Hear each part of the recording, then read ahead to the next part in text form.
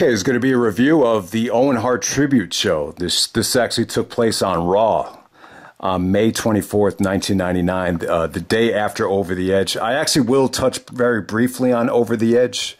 I was just a little bit curious about how the show is actually presented on the WWE Network because it never got an official home video release.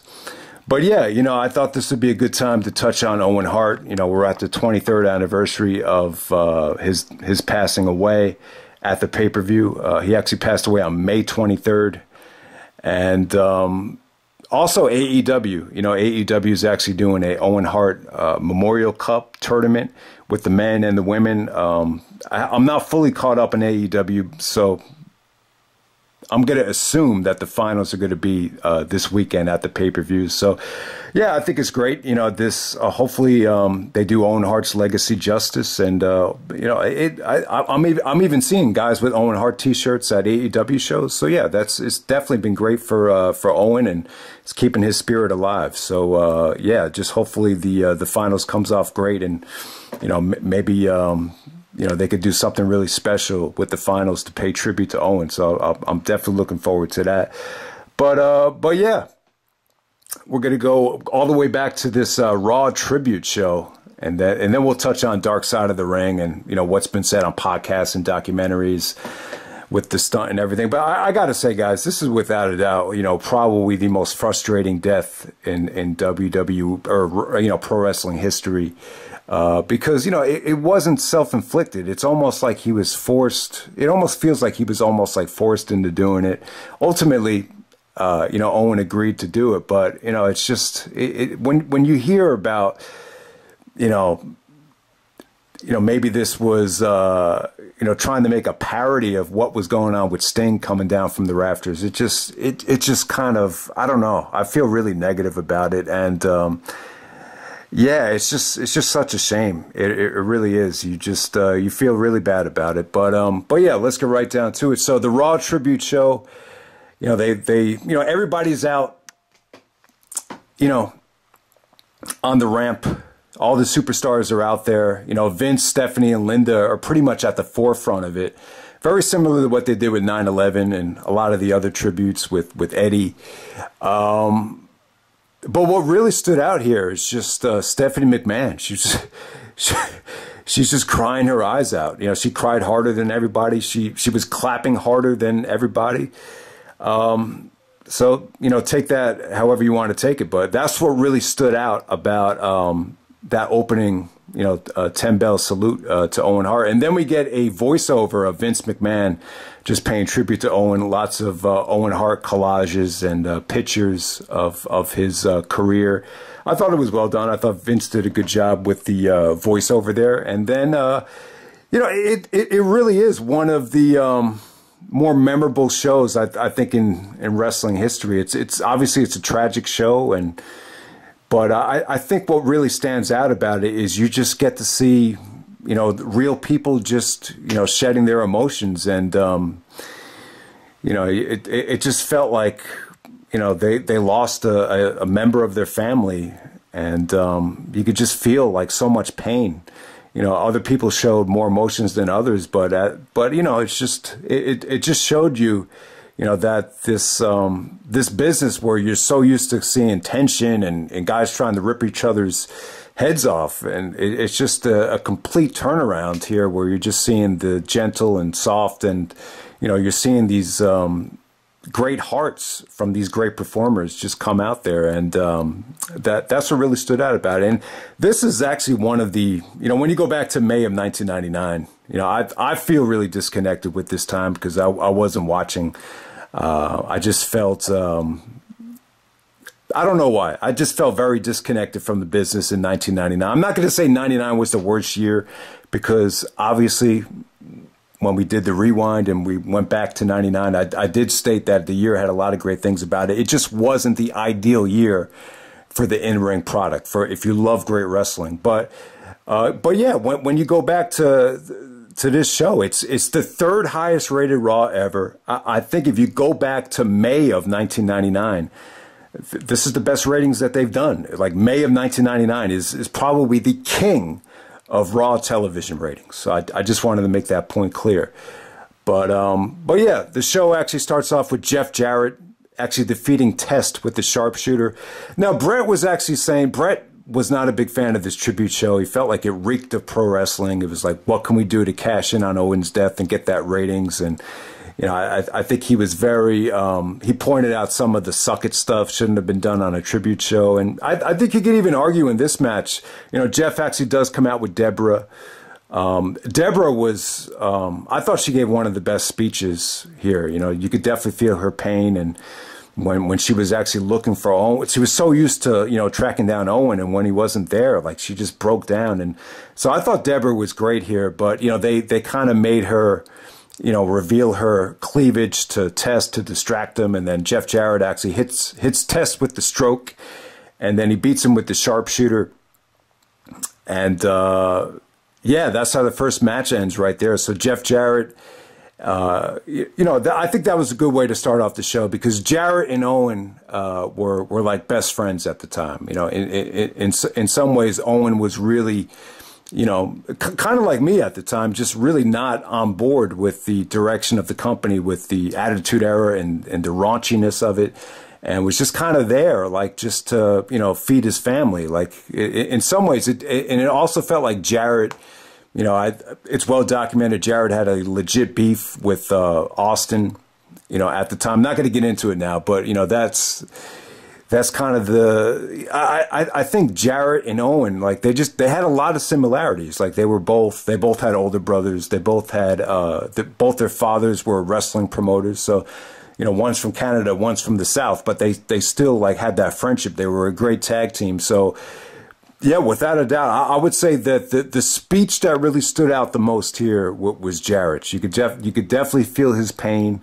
You know, they actually cut his promo from Over the Edge on the network. He actually, they did have him try to go out there and cut a promo before the match, but, you know, Owen Hart was on his mind, and when he said the thing about Owen, I believe they actually cut it from the network. But, yeah, the speech he gave here on the tribute show is just, he seemed like he was in the most pain.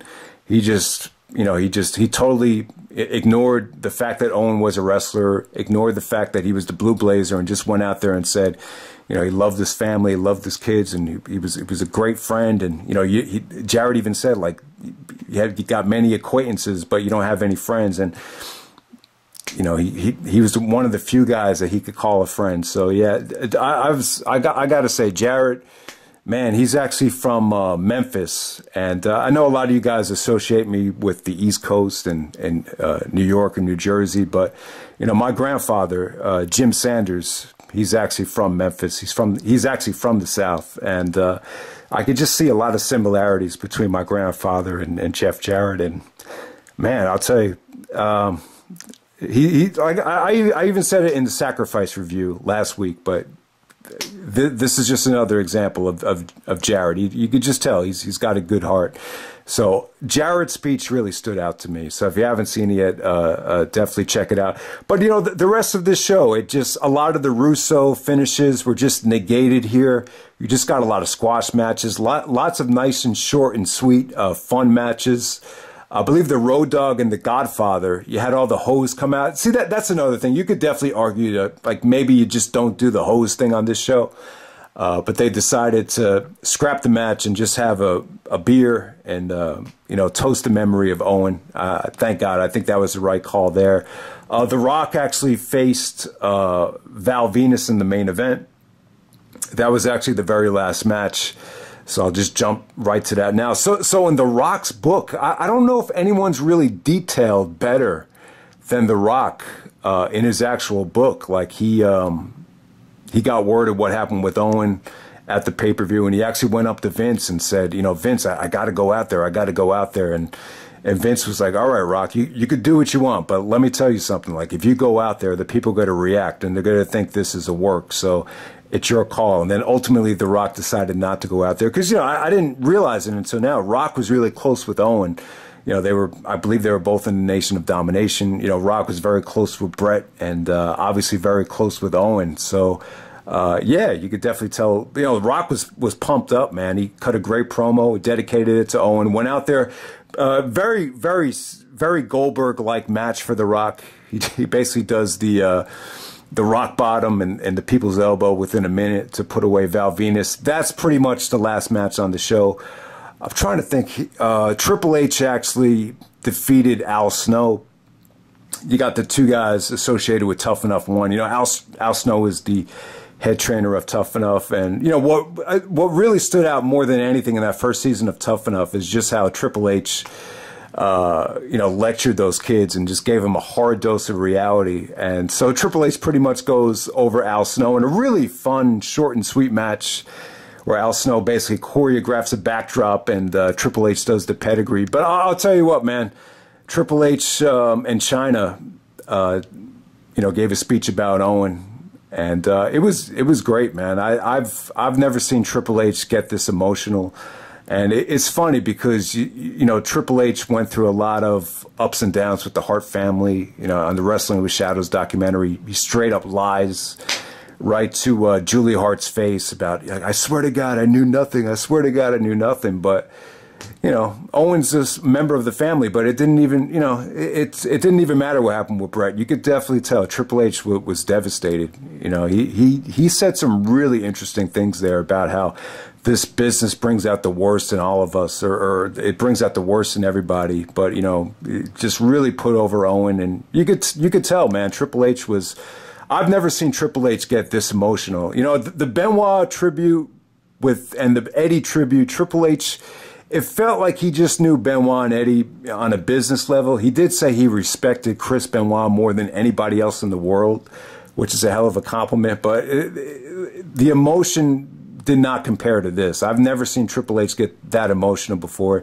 Even the way China was looking at him, it was almost like, wow, I've never seen him break down like this before. So, yeah, the Edge tribute.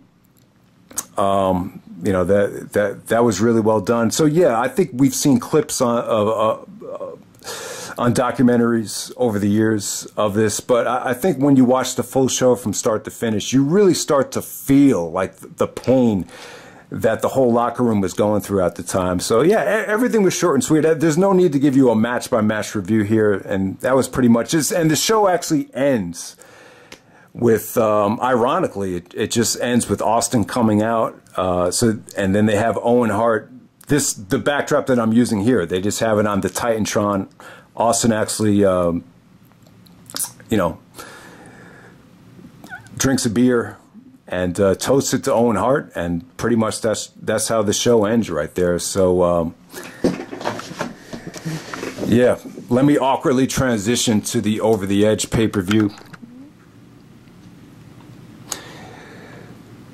And this is going to be an actual review, but I just want to state how hot the business was at the time. So when talking about May pay-per-views, this is by far the biggest pay-per-view that they've done in the history of May. I got to say, 430,000 buys. That's higher than Judgment Day 2000. That's higher than Judgment Day 2001. I'm going to assume it's a lot higher than Over the Edge 98.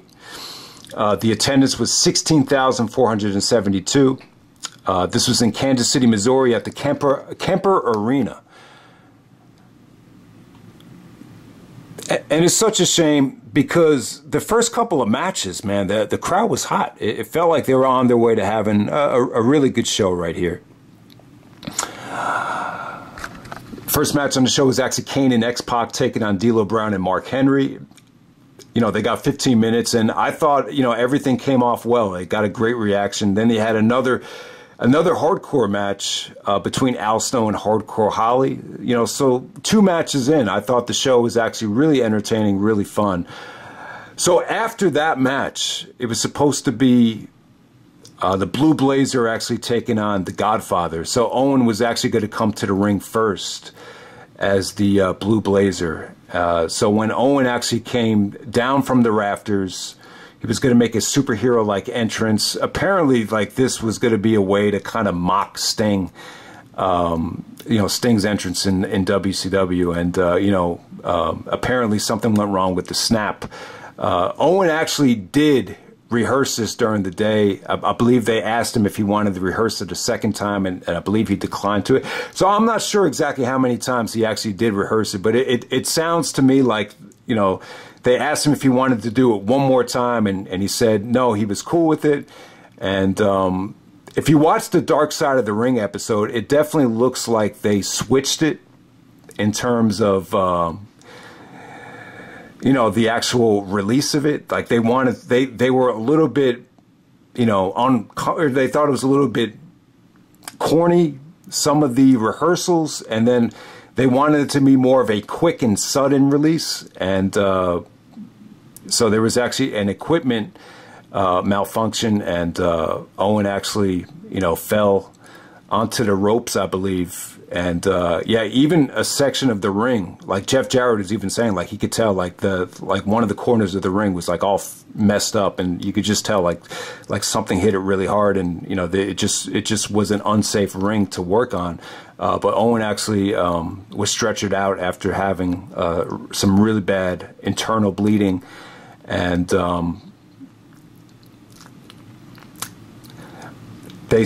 a lot of people actually said that they saw him try to actually sit up like someone that was, you know, couldn't do any more sit-ups, and he just, you know, his face was like all blue, all red. So Jerry Lawler actually went down to take a look at him, and as soon as he saw him, he was just like, this is not good, you know. So Lawler looked like he had just seen a ghost. And then Jim Ross, you know, Jim Ross actually, you know, both Jim Ross and Jerry Lawler, they deserve a Medal of Honor for what they went through here. So like I was saying, guys, I didn't watch the pay-per-view live. If you saw the pay-per-view live and want to give us your feedback or live experiences of how it happened, you want to educate the comment section about what happened, feel free, go right ahead. But it's just tough because all the stuff with Jim Ross talking to the viewers at home is totally cut out of the network. But, you know, it seems to me like the fans in the arena did not know at the time that Owen had passed away. They just wheeled him out on a stretcher. And I believe eventually he did pass away, you know, within that hour.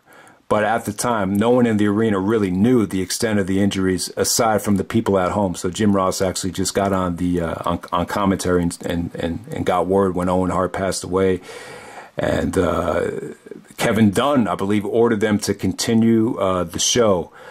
And this actually got a lot of criticism. You know, I was even talking to Chase a couple of years ago, right before, you know, WrestleMania during COVID-19. And this is before they shut everything down. I was just like, man, yeah, I mean, I'm just a little bit worried about, you know, this coronavirus at the time. Like I was like, do you think they'll cancel WrestleMania? And he's like, there's no way they're going to cancel WrestleMania. He's like, a guy could actually die in the ring and they're not going to cancel the show. So it's just, to me, this is how I feel about it. You know, this is, not just any wrestler, not just any human being, but arguably the greatest wrestler in WWF history never to be world champion. You know, a guy that had, you know, just been such a loyal soldier. You know, this is not just anybody. You know, I mean, just why not just, you know, this is not some insect dying. It's not like stepping on an ant. You know,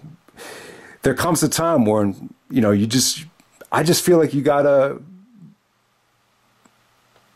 based on what I'm hearing here,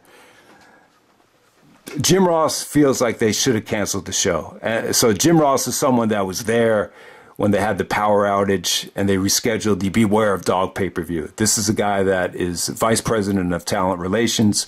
He deals with the ins and outs of contracts, negotiations.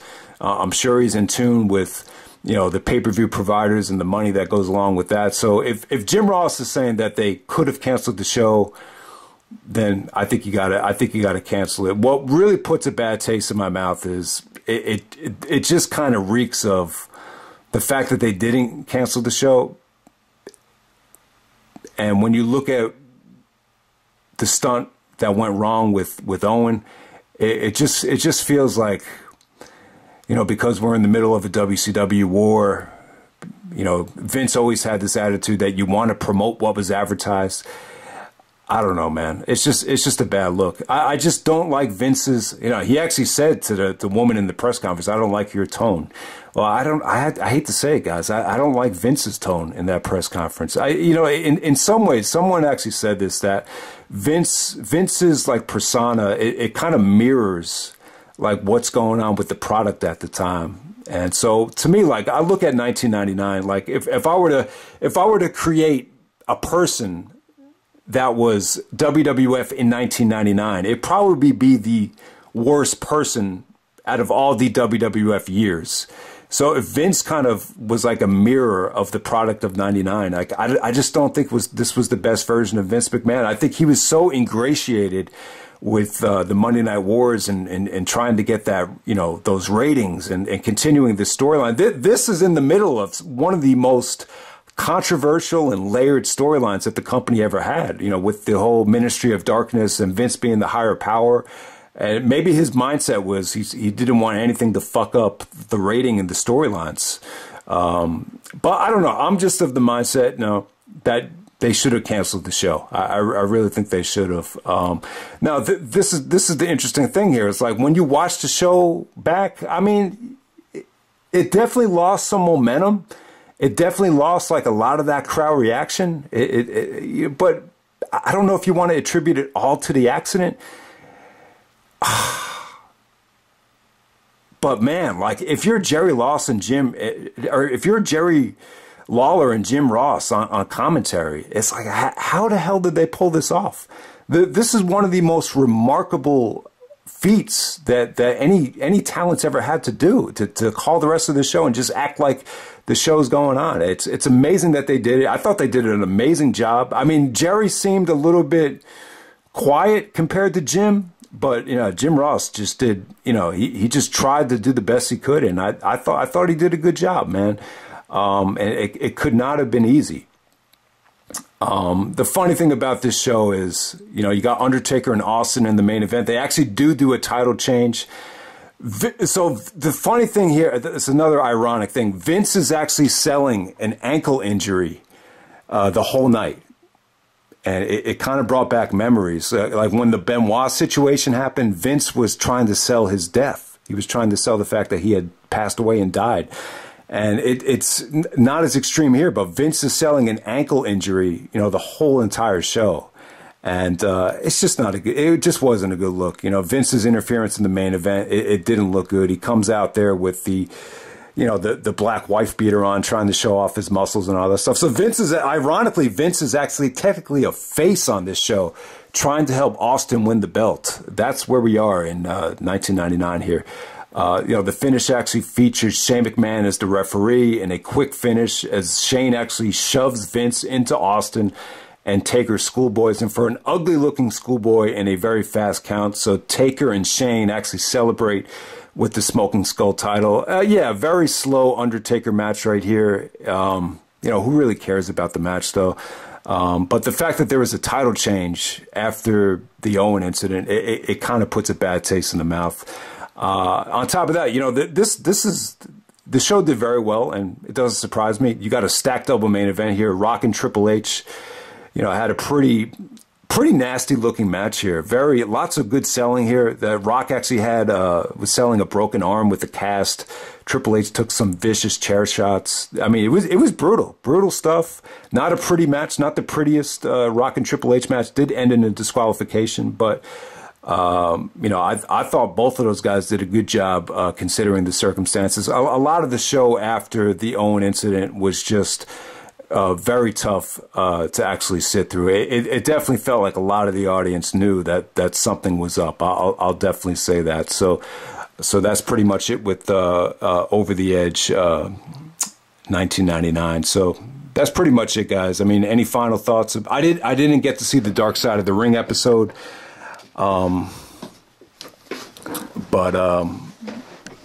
And you know, the Owen Hart DVD, it's actually not on the WWE network. I believe they did do a documentary, but I think Martha, you know, Owen Hart's wife, you know, she just felt like, you know, I think when she saw the rating and, you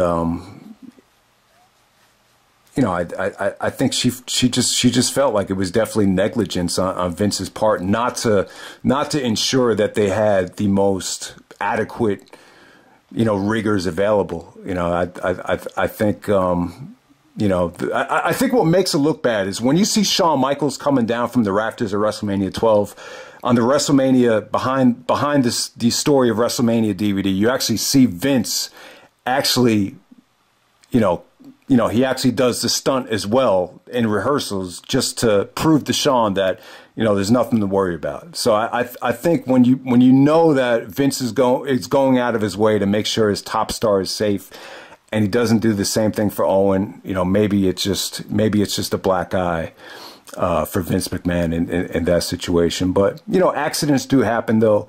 You know, Shawn Michaels had the saying that unless you're in Vince McMahon's shoes, unless you're running, you know, a multi-billion-dollar company, then, you know, you can't get into debate. And he was talking about that in terms of the screw job. But I think this is a totally different situation, though. I don't think you can really, you know, unless you're in Vince McMahon's shoes, you know, who are you to say that he should cancel the show? But I got to say, though, if Jim Ross was under the impression that you could just cancel this show and whatever storylines or whatever matches you wanted to get done, you could just do the next night on Raw or whatever you wanted to get done, just maybe wait until Memorial Day to do it, which was going to be on May 31st, 1999. So, yeah, I'll tell you what, guys, I just feel bad. I feel, you know, I'm a huge Owen Hart fan. You know, the whole feud with Bret, the King of the Ring, 1994. I mean, Owen just really, you know, paved the way. Like when you think about Jericho, like he was really, you know, he really did pave the way for Jericho in terms of, you know, going to Japan, the Lucha Libre influence with the Blue Blazer and all that stuff. You know, and then at the same time, Owen was a great technical wrestler as well. Like he really was Jericho before Jericho. And look at what he did with the Slammy Awards and the King of the Ring and the King of Hearts and, you know, bragging, coming down to the ring, you know, with the 2 Slammies. It's almost like Kurt Angle with the gold medals or Jericho with the undisputed title. Like he really did kind of open the door up for the cocky heel and, you know, just the stuff that he did with Bret. You know, my brother is a younger brother, and I could just tell, like, he always got a kick out of seeing Owen, you know, beat the bigger brother. And, you know, in some ways, I've always felt guilty because I've always felt like, you know, maybe my parents, you know, catered a little bit too much to me when it came to sports and basketball. And maybe, you know, my brother was kind of the odd man out because, you know, they didn't, you know, travel around, you know, the East Coast taking him to AAU tournaments or whatever. So you almost feel a little bit guilty, you know, maybe, you know, maybe he was always like the underdog or the little brother that just didn't get the respect he deserved when it came to sports. And my brother really gravitated more towards music. So I don't know, man. I've always felt like he really connected with Owen in that way. And it's just such a shame. You know, Owen was more of a family man, though. Like it definitely seems like his main motive was just to feed his family. You know, it wasn't a situation where he ate, slept, and breathed the wrestling business like a Triple H or a Chris Benoit. But yeah, I mean, I still think Owen should have gotten his due. And it's also sad to me. And this is what really kind of, you know, in some ways, it really, I don't know, man. It just makes it seem kind of depressing. Like when you look at, you know, the injury to Austin. And then you look at the screw job, it's almost like them not stopping the show that night is like, you know, it's Owen Hart, you know, who cares? It's the Blue Blazer, it's a parody of Sting. It's like, you know, who cares? You know, maybe, you know, some people might look at it like maybe they had that mentality. They didn't bring in the best of the best to ensure that Owen Hart would be safe here. But yeah, it's another thing, like, you know, if you're going to tell someone in a game, you know, tuck in your shirt. If you're going to tell someone, brush your teeth, you know, that's fine. But you should never force anyone to have sex with anyone that they don't want to have sex with. You should never force anyone to, you know, take a bump or take a risk that they're uncomfortable taking. Or you should never, like, I remember I was really scared about going on the zip line. Don't ask me how. I was just forced into it. And the whole time, I had Owen Hart in my mind. I was in another country. I was in Honduras. I was like, man, I'm just scared. I don't know what I was more scared about, like, you know, how am I going to find my way back more than anything. But at the same time, I was just like, why should I trust this whole fucking process of going on a zip line? Ultimately, it ended up being a really fun experience. But the point is, though, like, if someone's nervous or hesitant about doing something, you know, you should never force them into doing it. So that's another thing, too. Like, it sounds to me like Owen just did it to be a soldier, and he was making good money, and, you know, he was under contract for 2 more years. And, you know, obviously he wanted to, you know, to do what was asked of him. But it's coming out now that he really wasn't, like, that comfortable with it. So it just, yeah, it's frustrating, man. I'll tell you what, man, I love Vince McMahon. I do love Vince. But when you hear about, you know, this whole story, and then, you know, you see the way he acted in the press conference, I don't know, man. It just, in some ways, I could see it now. I could see why there's a lot of people like Chase and maybe even like a Truth Slayer that just want to see Vince, you know, I don't want to say go down, but, you know, I think a lot of people are sick of seeing him reign supreme the way he is. So you could kind of understand it, you know, when you hear about this story. So this has got to be, without a doubt, you know, the darkest day in pro wrestling history. It really does. I mean, it's an accident. You know, the Kobe thing happened a couple years ago, which was awful.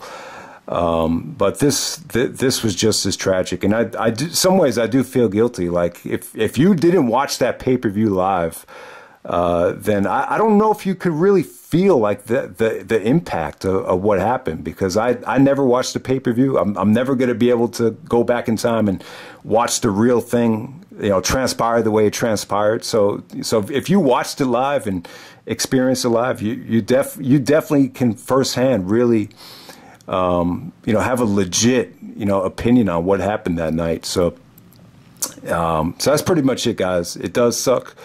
But that doesn't mean that Owen Hart was not loved. It doesn't mean that we can't pay tribute to Owen, and, you know, hopefully AEW can really put together a nice finals and really, you know, showcase Owen's legacy in an immortal light right there. So. But I'll just leave you with this. Everyone keeps talking about how Owen Hart was just such a great ribber. You know, Jarrett told a great story about the theme music and the Ahmed Johnson thing, about how he kept fucking with the theme music to piss off Jack Lanza, the agent. But everyone's telling all these stories about Owen being a ribber. But the best, to me, the most entertaining stories were the ones that Brett told at the Hall of Fame. The one about the pizza was really cool, too. So I'll just tell it really quickly. So if you've seen the Bret Hart Hall of Fame speech, you know what I'm about to say. But basically, Owen was actually pranking Bret and just said, yeah, there's a free pizza on the house. Like, you can have a free pizza. And Bret's like, I don't really want a pizza, but okay, I guess if it's going to be free, that's fine. And so all of a sudden, Owen starts going into all these toppings. He just starts telling them about all the different toppings he could have. Then all of a sudden, he goes like, all right. Then Bret's like, oh, okay, maybe I'll try one of the toppings. And then Owen's like, well, I'm going to have to charge you for the toppings. And then Bret's like, what? He's like, you just said the pizza's free. So, you know, I just, it was pretty funny the way he told it there. But the one that's even more funnier is the one with Stu Hart, where he actually calls up Stu and pretends he's, man, what's the guy's name again? Reg Park. So Owen pretends he's this guy, Reg Park, that, you know, I guess Stu, maybe a former, maybe another promoter that Stu had to deal with, and he starts getting on Stu about how, you know, he could have took him back in the day, and, you know, he really wasn't anything, and Stu gets like all worked up, and all of a sudden he goes like, Reg, if you wanted to try me, why didn't you go ahead and try me? And then all of a sudden, Owen starts cracking up, and then Stu's like, oh, that sucker Owen, he got me again. So if you haven't seen it yet, check out the Bret Hart Hall of Fame speech. He did an awesome job of, you know, telling some of the Owen rib stories. It seemed like Owen was definitely, sometimes a rib could be, you know, it seemed like Mr. Perfect caused a shitload of chaos on the plane ride from hell. But it sounds to me like Owen was, the kind of guy that would rib you, but it would just be fun at the end of the day. So definitely, man. You know, check out some of these Owen rib stories. But yeah, man, this is a tough video to get through. Like I was saying, guys, I was a huge fan of Owen Hart growing up, but in some ways, I do feel like I let him down because I wasn't a fan, you know, when he did pass away. But you know, maybe that just shows you that the product wasn't great at the time. You know, obviously 1999 was the most successful year, but the thing I think me and Owen we share is the same opinion that, you know, maybe, 1999 wasn't, it wasn't the best version of pro wrestling that was compatible for our taste. So, I mean, 99 was my favorite year of my life, and a lot of it just had to do with the opportunities that came from basketball. I mean, I'll tell you, man, like, I couldn't have dreamed for a better year. I mean, just some of the, I don't want to get into it, but a lot of dreams came true that year for me. And it was just an amazing year. But in some ways, I do feel like, I wish I had, seen the pay-per-view live, because it just, I don't know why. It just feels really frustrating that, this all went down the way it did. It just hurts. But yeah, man, that's pretty much it. That's 23 years ago. Rest in peace, Owen Hart. And I'll leave you with this: I am not a nugget.